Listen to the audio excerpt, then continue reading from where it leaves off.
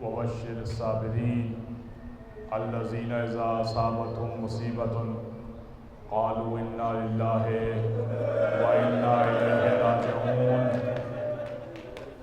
عزیزان گرامی، کیا آپ نے کبھی بیمار کے نیچے سے کسی کو بستر چھینتے ہوئے دیکھا ہے؟ شام غریبہ میں بیمار کے نیچے سے بستر کو چھینا گیا اور لوٹ ایسی مچائی گئی کہ زینب کے سر سے چادر کو چھینا گیا، اور راوی کہتا ہے کہ میں ذرا تاخیر سے پہنچا لوٹ کے مال کو لینے کے لیے۔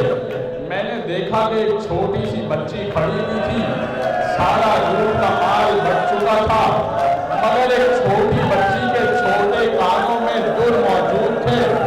میں قریب گیا اور وہ بچی کہنے لگی، تو نامحرم ہے، مجھے ہاتھ نہ لگانا، میں خود ہی یہ بالیاں نکال کے دے دوں گی۔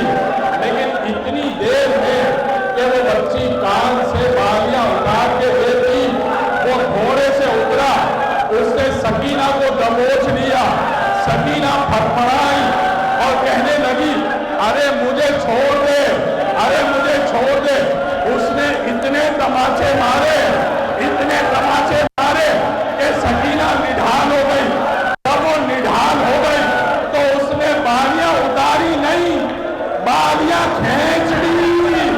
جیسے ہی بالیاں کھینچی، کانوں سے خون بہنے لگا۔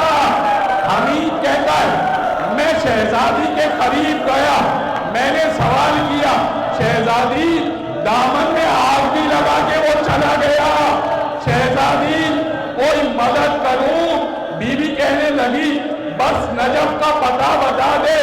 کہا نجف کا پتہ جان کے کیا کریں گی؟ کہا حمید میرا مولا رہتا ہے، سب کی مشکل حل کرتا ہے، کیا میری مشکل حل نہیں کرے گا؟ بس عزیزان گرامی، بچوں کو جناب زینب کبریٰ جمع کرنا چاہتی تھی، لیکن اب بچی مل نہ رہی تھی۔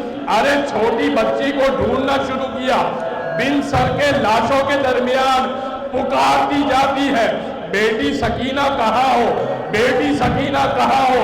ایک بن سر کے لاشے سے آواز آئی، بہن زینب ذرا آہستہ، میری بچی تھک کے سوئی ہے، میری بچی تھک کے سوئی ہے۔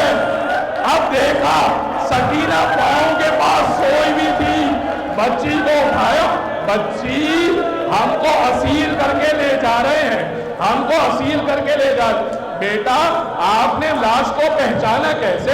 لاش کی پہچان دو طریقوں سے ہوتی ہے، یا لباس موجود ہوتا ہے یا سر موجود ہوتا ہے۔